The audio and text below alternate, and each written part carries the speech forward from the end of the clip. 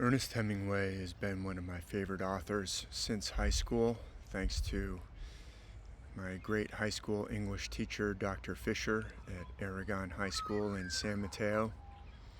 And during World War II, Ernest Hemingway was actually attached to the 22nd Infantry Regiment, and when I was in the Army, I was a company commander, much later than World War II, obviously, but I was a company commander in the 22nd Infantry Regiment in the 1st Battalion of the 22nd. I commanded Charlie Company and Delta Company, 1st Delta Company, then Charlie Company in the 22nd Infantry Regiment. So I have a personal connection there to Ernest Hemingway. But during the Spanish Civil War, in Spain it's called la Guerra Civil, española, Ernest Hemingway went to the Spanish Civil War. It was a military coup had taken place against the Republic.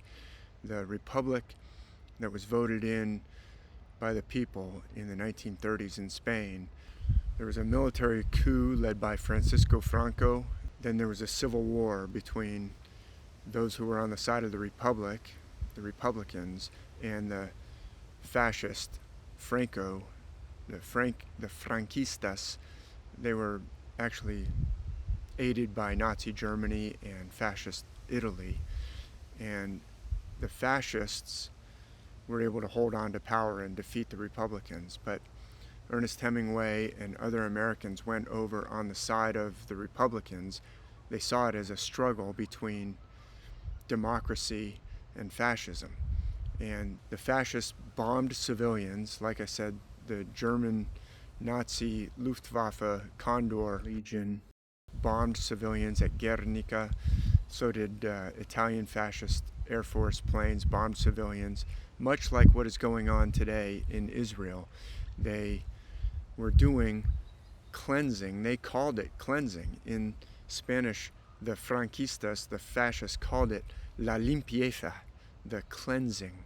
They executed school teachers, just like the ethnic cleansing that's going on in Palestine. They have done controlled demolition on the universities in Gaza. Every university in Gaza, they plant explosives and blow it up. Obviously, as some have pointed out, if you're in there planting explosives, you've got control of the building. If you're doing controlled demolition, it's not in the hands of supposed militant enemies. That is ethnic cleansing that's going on, just like the executing of school teachers and the bombing of civilians by the fascists during the Spanish Civil War. After returning from the Spanish Civil War, Ernest Hemingway wrote For Whom the Bell Tolls about the Spanish Civil War. It was published in 1940, and For Whom the Bell Tolls is about the Spanish Civil War.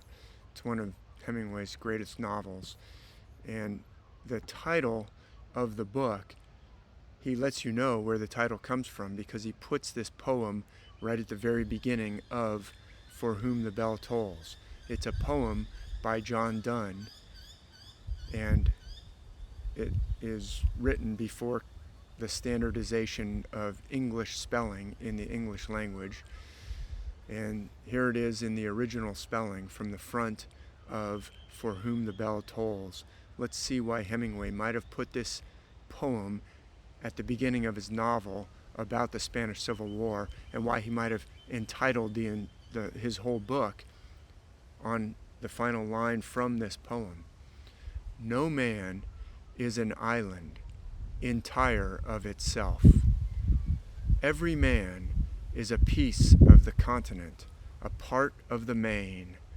If a clod be washed away by the sea, Europe is the less, as well as if a promontory were, as well as if a manor of thy friends or of thine own were. Any man's death diminishes me, because I am involved in mankind, and therefore never send to know for whom the bell tolls. It tolls for thee. Well, why is Hemingway putting this at the beginning of his novel about the Spanish Civil War? Why is he entitling his whole book, For Whom the Bell Tolls, after this poem? It's obvious, because he's saying The Spanish Civil War is not just about what's going on with the bombing of civilians in Spain.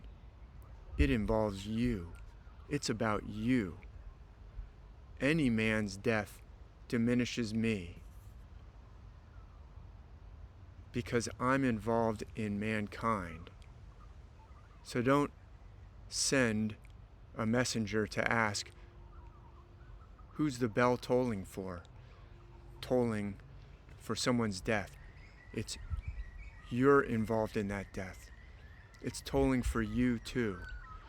The Spanish Civil War involves all of us. That's what Ernest Hemingway is saying. He's writing this book, published in 1940. The great fight against fascism was just still raging. It's still raging today. It's still raging today. Ask Russia. They haven't forgotten.